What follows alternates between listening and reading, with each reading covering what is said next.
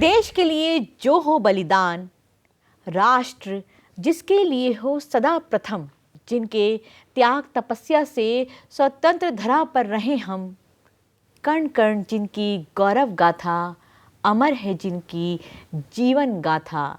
हे महान बलिदानी कहलाने वाले, हम सब शीश झुकाते हैं। इस श्रृंखला की आज की यानी छठी कड़ी में हम जानेंगे महान सेनापति पावना बृजवासी के बारे में।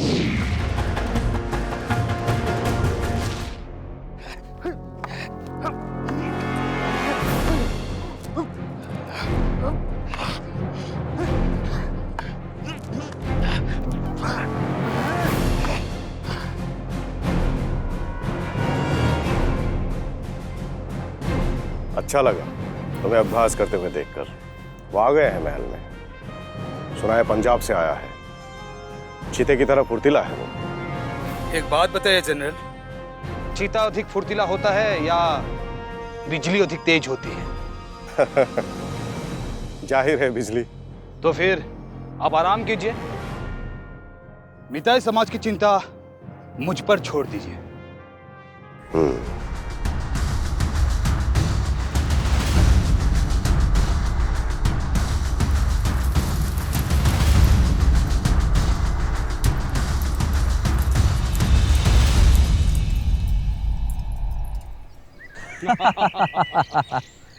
भाई वाह, आज तो मजा ही आ गया। इतना बड़ा मैदान, तरह तरह की युद्ध कलाएं और पूरे देश भर से चुन चुन कर आए एक से एक बढ़कर योद्धा देखने को मिले। मेरी तो भुजाएं फड़क करने लगी हैं। इन योद्धाओं को लड़ते देखकर मन करता है कि व्यापार का काम छोड़कर योद्धा बन जाऊं। अच्छा, वो देखा तुमने? राजा चंद्रकीर्ति के सामने पंजाब से आया हुआ वो योद्धा सतिंदर, उसने कैसा दावा ठोका। हजारों की भीड़ में राजा के सामने जाकर ये कहना कि महाराज, अगर आप कहें तो इसे मैं धरती सूंघा दूं। हाँ, देखा मैंने। वो तो शुक्र है पौना का कि उसने सतिंदर को बिजली की गति से मात देते हुए एक ही बार में उसे चारों खाने चित्त कर दिया। जनरल थांगाल ने यह प्रतियोगिता कराई ही इसलिए थी ताकि उन्हें मणिपुर के लिए सर्वश्रेष्ठ योद्धा मिल जाए, और पौना के रूप में वो पूरी हुई। तभी तो साथ ही साथ ये घोषणा हो गई कि राजा साहब ने पौना को सेना में सूबेदार का पद दे दिया है। फिर तो राजा साहब के साथ साथ राज्य के सभी योद्धा पौना के साथ थांथा युद्ध कलाएं सीखेंगे। मैं ये सोच रहा हूँ कि मैं भी ये युद्ध कला सीख लूं।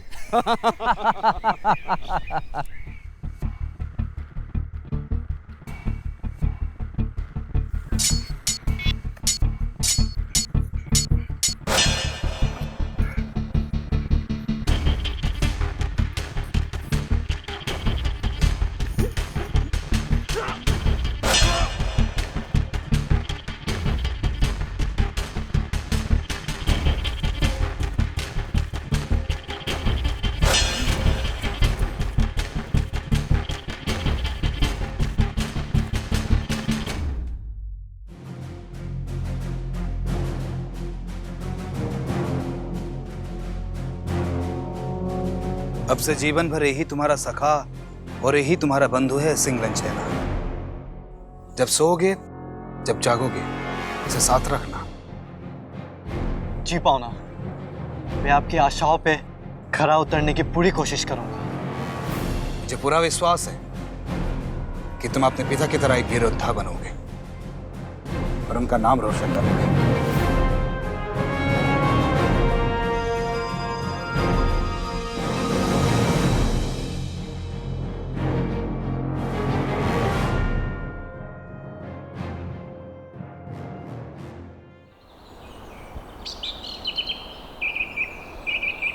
उन अंग्रेजों को जरा पहले आना था। अब तक तो सातों समुंदर सुखा के उन्हें उस पार भेज चुका होता। अब बूढ़ा हो चुके हो चौंथा में। मेरी दाढ़ी तो अभी भी पूरी नहीं निकली।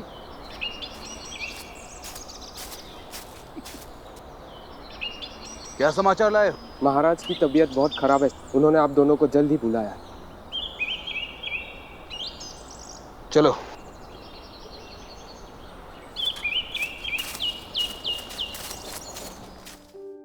अब कैसी तबीयत है राजा जी की? रानी माँ थोड़ी देर पहले ही वैद्य जी उन्हें देख कर गए हैं। तो क्या कहा उन्होंने? कोई औषधि उन पर असर नहीं कर रही है। दिन ब दिन उनकी हालत बिगड़ती जा रही है। राज्य की भविष्य की चिंता उन्हें खाए जा रही है। ये चिंता उन्हें खाए जा रही होगी। आखिर राजा हैं वो इस राज्य के। मैंने उन्हें समझाया है, राज्य की चिंता के लिए प्रधान सेनापति जनरल थांगाल हैं, सूबेदार पाउना ब्रिजवासी सहित अन्य योद्धा भी हैं। क्षमा कीजिए रानी माँ, लेकिन मुझे लगता है राजकाज उनकी चिंता का मुख्य कारण नहीं। उनकी चिंता का मुख्य कारण। मैं जानती हूँ तुम किस बारे में कहना चाहती हो। यही ना कि तीनों युवराजों के आपसी मतभेद को लेकर राजा साहब को चिंता है। जी, मैं यही कहना चाह रही थी। मैंने इस बारे में उनसे कई बार बात की है और उन्हें सलाह दी है कि वो बड़े बेटे सुरचंद्र को राजा बना दें। पर मुझे लगता है रानी साहिबा, युवराज सुरचंद्र को राजा बनाने से युवराज कुलचंद्र और टिकेंद्र जी खुश नहीं होंगे। किंतु इस समय मेरी शंका कुछ और ही है हिंबा। मुझे कहिए ना रानी माँ। कभी कभी सोचती हूँ, जिस तरह सेनापति थांगाल, सूबेदार पाउना और अन्य मंत्रियों ने मेरे पति राजा चंद्रकीर्ति का साथ निभाया, उसी तरह क्या वो सुरचंद्र का साथ निभाएंगे? रानी साहिबा, आपकी ये शंका बेकार है। आप राज्य की परंपराओं के तहत ही युवराज सूरचंद्र को अगला राजा बनाने जा रही हैं। जनरल थांगाल सहित सूबेदार पाउना इस बात से अवगत होंगे। इस नीति और समाचार से सभी अवगत हैं। रानी माँ, आपके उच्च सैन्य अधिकारी मिताई समाज और राजघराने के प्रति वफादार हैं। राजा कोई भी हो, वो अपना धर्म निभाते हैं, इसमें कोई शंका नहीं। राजा साहब के जाने के बाद सब कुछ पहले जैसा नहीं होगा पावना। जो भी हो चौंथा मियां, हम मिलकर निपट लेंगे। क्या हुआ? महाराज नहीं रहे। क्या?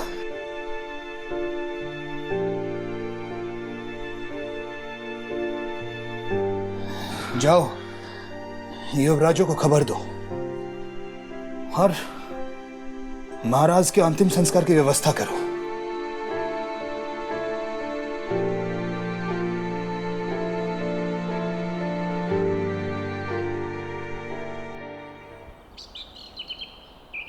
महाराज चंद्रकीर्ति की मृत्यु के बाद उथल पुथल मचेगा, इसका तो अंदाजा था, लेकिन परिस्थिति इतनी खराब हो जाएगी ये ना सोचा था। सुरचंद की उन्हें रोकने की सारी प्रयास बेकार हो रही है। यहां तक कि सुरचंद अंग्रेजों से मदद की उम्मीद में बैठे हैं। यही राजनीति है पावना। तुम में तो सैनिक है, योद्धा है। शत्रु का पता लग जाए तो हम उसे ढूंढकर उससे लड़ सकते हैं। मेरी एक बात तुम हमेशा याद रखना, राजनीति में कोई किसी का मित्र नहीं, कोई किसी का शत्रु नहीं होता है। हो सकता है, लेकिन इन दोनों भाइयों की झगड़े ने पूरे मणिपुर को परेशान करके रखा है, पूरे मिताई समाज को परेशान करके रखा है। यहां हम कमजोर होते जा रहे हैं और वहां अंग्रेजों का दबाव बढ़ता जा रहा है। मुझे लगता है कि मुझे इस विषय में राजा जी से बात करनी पड़ेगी।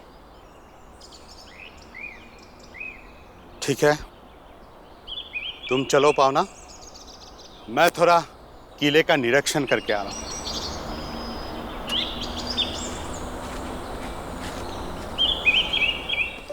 रानी माँ, आपके माथे पे ये चिंता की लकीरें कैसी? आज राज दरबार में तीनों युवराज के आपसी झगड़े से मैं सदमे में हूँ। टिकेंद्र जीत ने सुरचंद्र को भरी सभा में अयोग्य घोषित किया और बंदी बनाने का फैसला सुनाया और कुलचंद्र ने भी उसका साथ दिया। सुरचंद्र अंग्रेजों के सामने बेबस और लाचार है। वो अपने राज्य का पक्ष अंग्रेजों के सामने नहीं रख पाता और उनके आगे झुक जाता है। उससे राजकाज भी नहीं संभल रहा है, इसलिए सभी उससे असंतुष्ट हैं। आपको याद है ये इशारा मैंने सूर्यचंद्र के राज्याभिषेक के समय ही कर दिया था रानी माँ। हाँ, मुझे याद है कि तुमने इस बारे में इशारा दिया था, लेकिन आज तो टिकेंद्र जीत ने सूर्यचंद्र को आखिरी चेतावनी दे दी कि वो महल में तख्ता पलट कर देगा और कुलचंद्र को राजा बना देगा। इससे तो राज्य की सारी व्यवस्था ही चरमरा जाएगी। ये तो सचमुच चिंता की बात है। चिंता की बात ये भी है कि यदि कुलचंद्र राजा बनने की कोशिश करता है तो हमारे सेनापति किसका साथ देंगे? वर्तमान राजा सूर्यचंद्र का या कुलचंद्र और टिकेंद्र जीत के साथ खड़े हो जाएंगे?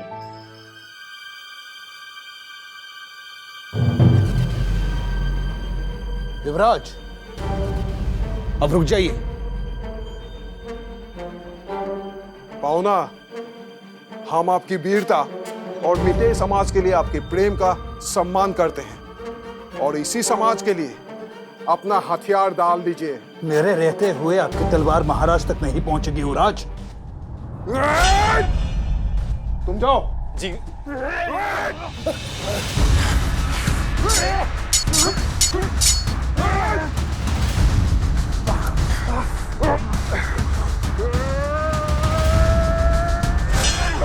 युवराज, महाराज मौके का फायदा उठाते हुए भाग गया है।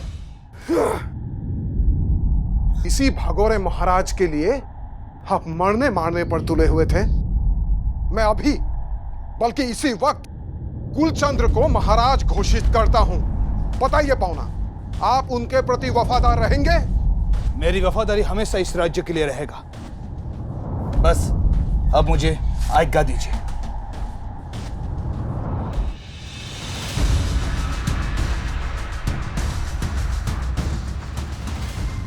तुम इतनी परेशान क्यों हो रही हो बहू? परेशान ना हूँ तो क्या करूँ रानी माँ। जिस राज्य का राजा अपने भाइयों के डर से रातों रात भाग गया हो तो परेशान तो होना ही है। सूर्यचंद्र ने भागकर बहुत बड़ी गलती तो की है। एक भगोड़े राजा की पत्नी कहलाना बहुत ही अपमानजनक है रानी माँ, और उससे भी बुरा है अपने बच्चों के भविष्य के बारे में सोचना। इस बात की काली छाया भी अपने बच्चों पर मत पड़ने देना बड़ी बहू। इस तरह तो तुम उनका मनोबल तोड़ोगी। ये उनकी शिक्षा दीक्षा का अच्छा समय है बहू। मैं समझती हूँ रानी माँ, लेकिन क्या करूँ, एक राज्य की रानी होने के नाते मुझे उन पर गुस्सा आता है और एक पत्नी होने के नाते तरस आता है। आप तो मेरा दुख समझती है ना? समझती हूँ, इसीलिए कह रही हूँ। मैंने कुलचंद्र से बात की है। वो भले ही इस राज्य का राजा हो, लेकिन इस साम्राज्य की रानी तुम ही हो। तुम हमारी राजमहल का सम्मान हो, मान मर्यादा हो। इस बात का ख्याल मैं खुद रखूंगी, तुम चिंता मत करो। ऐसा लगता है जैसे मणिपुर की नाव किसी समुद्री तूफान में फंसकर हिचकोले खा रही है। पूरे राज्य में हाहाकार की स्थिति है। चारों ओर निराशा फैली हुई है। हर एक मोर्चे पर असुरक्षा है। ऐसा परिदृश्य मणिपुर में पहले कभी देखने को नहीं मिला। कुलचंद्र के अचानक राजा बनने से पावना और अन्य अधिकारी अब तक इसे स्वीकार नहीं कर पाए हैं। देखा तुम दोनों ने, इन लोगों में आपसी तालमेल और विश्वास की कमी साफ दिखाई दे रही है। गुरुदेव, अब आप ही मार्गदर्शन कीजिए। इस स्थिति में शासन प्रणाली किस प्रकार चलाई जानी चाहिए? सामंजस्य तालमेल ही वो मूल मंत्र है जिससे एक राज्य को एक सूत्र में बांधा जा सकता है। राज्य के राजा का उसके सेनापति और सभी विभागों के मंत्रियों के साथ अच्छा तालमेल होना बहुत आवश्यक है। इससे शासन प्रणाली को सुचारू रूप से चलाया जा सकता है। अगर ऐसा ना हुआ तो पूरी व्यवस्था में अराजकता फैल सकती है। लेकिन गुरुदेव, राज्य के इतने शक्तिशाली सेनापति ऐसे समय में क्या इतने असहाय हो जाएंगे? नहीं, सेनापतियों ने कभी भी राज्य का मान नहीं करने दिया। सूबेदार पावना ब्रजवासी और चौंगथा मियां कुलचंद्र का साथ तो दे ही रहे हैं।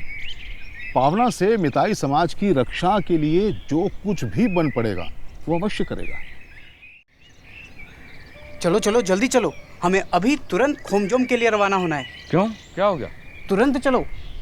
तुम हमेशा आंधी की तरह आते ही तोप के गोले बरसाने लगते हो। तोप के गोले तो अब युद्ध के मैदान में ही झेलना, जो अंग्रेजों ने हमारे लिए तैयार करके रखे हैं। पर पहले बताओ तो सही, बात क्या है? राजा कुलचंद ने सेनापति पावना और चोंगथा मियाँ को अचानक से बुला लिया। वहीं से निर्देश पारित हुआ है वहाँ जाने का।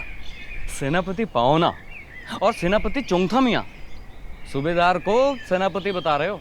राजा साहब ने उन दोनों को पदोन्नति देते हुए सेनापति बना दिया है और साथ ही 300 सिपाहियों की टुकड़ी के साथ खोमजोम रवाना होने का आदेश भी दिया है। ऐसे अचानक से? हाँ, क्योंकि ब्रिटिश सेना ने हमें तीनों ओर से घेर रखा है। अच्छा। हाँ, वो दक्षिण पूर्व में तम्मू बर्मा की ओर से, उत्तर कोहिमा की तरफ से और पश्चिम कछार की ओर से बढ़े आ रहे हैं। खोमजोम में अंग्रेजों ने हमारे लिए तोपें तैनात कर रखी हैं। अच्छा, और तोप के गोलों का पलीता काटना मेजर पावना जानते हैं, इसीलिए इस टुकड़ी का नेतृत्व करने के लिए उन्हें भेजा जा रहा है। बिल्कुल सही, इसलिए जल्दी करो। सैन्य शिविर से हमारी टुकड़ी खोमजोम के लिए निकलने वाली है। तुम देखना, मेजर पावना अपनी बिजली की गति से अंग्रेज के तोप के सारे गोलों का पलीता काटकर उसे नाकाम कर देंगे। वो लड़ते नहीं हैं, जादू करते हैं। इसमें क्या शक है, वे थांगता युद्ध कला के महारथी हैं। तुम देखना, इन अंग्रेजों को हम खोमजोंग में ही खत्म कर देंगे। चलो जल्दी चलो। चलो चलो चलो। खोमजोंग में युद्ध के मोर्चे से आ रही खबरों पर अंग्रेज अफसर पूरी तरह चौकन्ने थे। वैसे अंदर ही अंदर वो पूरी तरह निश्चिंत थे कि हमारी तोपों के आगे मणिपुरी सेना टिक नहीं सकेगी। उन दिनों ब्रिटिश सेना के पास तोप हुआ करती थी जो लड़ाई के मैदान में भारी तबाही मचाती थी। तोप के बल पर कई महीनों तक चलने वाली लड़ाई कुछ एक दिनों में खत्म हो जाया करती थी। अंग्रेज युद्ध शुरू होते ही तोप के गोले बरसाने लगते थे, जिससे विरोधियों की सेना की कमर टूट जाती थी और इस तरह वो युद्ध जीत जाते थे।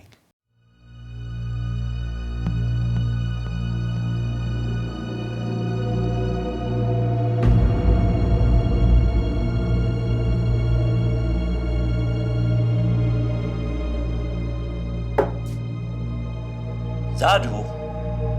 What's जादू? Sir, magic. लोग कहता है पावना लड़ता नहीं, जादू करता है। हमारी तोपों की गोलों की पलीता उड़ उड़ के काट दे रहा है सर। उड़ उड़ कर? What do you mean? Is he a god?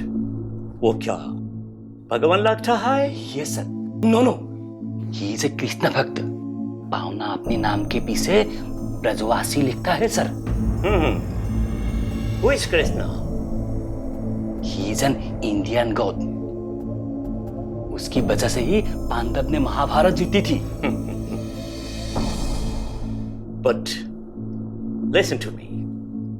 थोड़ी ही देर में हमारा दूसरा तोप यहाँ पहुंच रहा है, तब पता चलेगा he is no Krishna. Understand?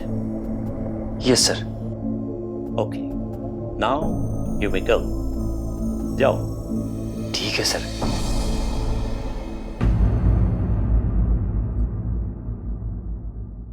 दुश्मन खेमे में उपस्थित हमारे एक साथी ने खबर दिया है कि उन लोगों ने और एक तोप मंगवाया है। अब समस्या की बात यह है कि अगर वो दोनों तोपों से दागने लगेंगे तो मैं अकेला उन तोपों का पलीटा नहीं काट पाऊंगा। ये एक असंभव स्थिति है। पर तुम्हारे अलावा यह काम और कौन कर सकेगा? हाँ, मैं समझता हूं। जब तक रक्त के एक भी बूंद मौजूद रहेगी, मैं उन गोलों का आगों को बुझाते रहूंगा। भाई पोना, मुझे तुमसे यही उम्मीद थी।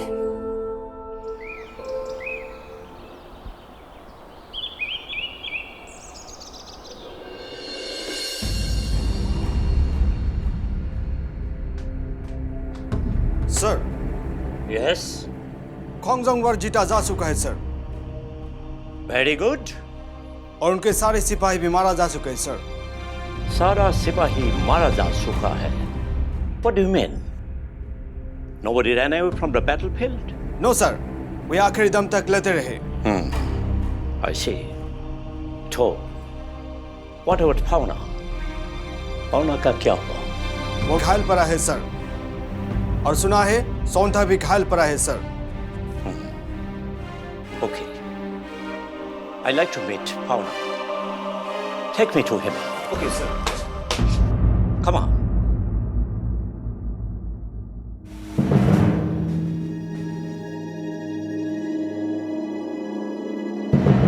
भावना, तुम्हारा बहुत सारा बूंद लगा है। हम तुम्हारा इलाज करवा सकता है। Join our army. तुम हमारा तरफ आ जाओ, तुम्हारा जान बच जाएगा। Understand?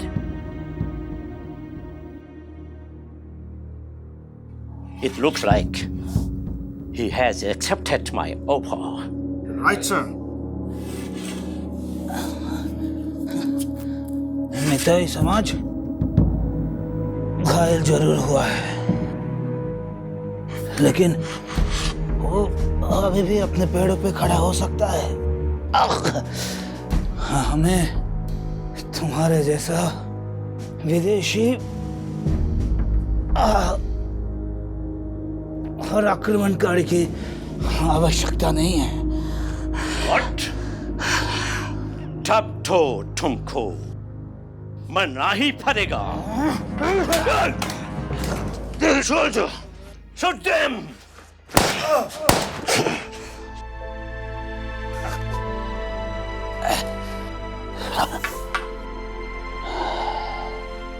सर, अगर इसके हाथ में लकीर की जगह तलवार होते तो पहले ही आपका हाथ कट कर दूर गिरा होता। Shut up, you rascal!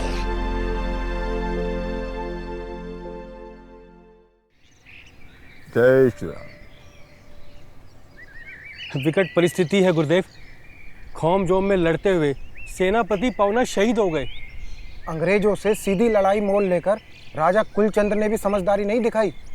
एक तरह से उन्होंने अपनी सेना को खत्म करने का काम किया। इससे यह भी साबित होता है कि कुलचंद्र के पास दूरदृष्टि नहीं है। पावना के शहीद होने के बाद अंग्रेजों के हौसले और बुलंद हो गए हैं। अब वो और आगे बढ़ते जाएंगे। बिल्कुल ठीक कहा तुमने। इस प्रकार राज्य हर मोर्चे पर बिखर चुका है। सारी चीजें तहस नहस हो गई। ना कोई युद्ध का नेतृत्व करता दिखाई देता है और ना ही किसी के सामने आने की कोई उम्मीद है। हाँ गुरुदेव, उम्मीद की कहीं कोई किरण नहीं। अंधेरी रात के बाद ही उम्मीद की किरण फूटती है।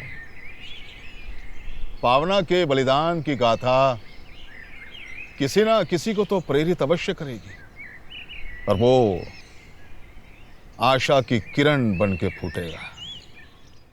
बलिदान की मशाल, इस श्रृंखला की छठी कड़ी में आज हमने मणिपुर के मिताई समाज के सेनापति पावना ब्रिजवासी के बारे में जाना।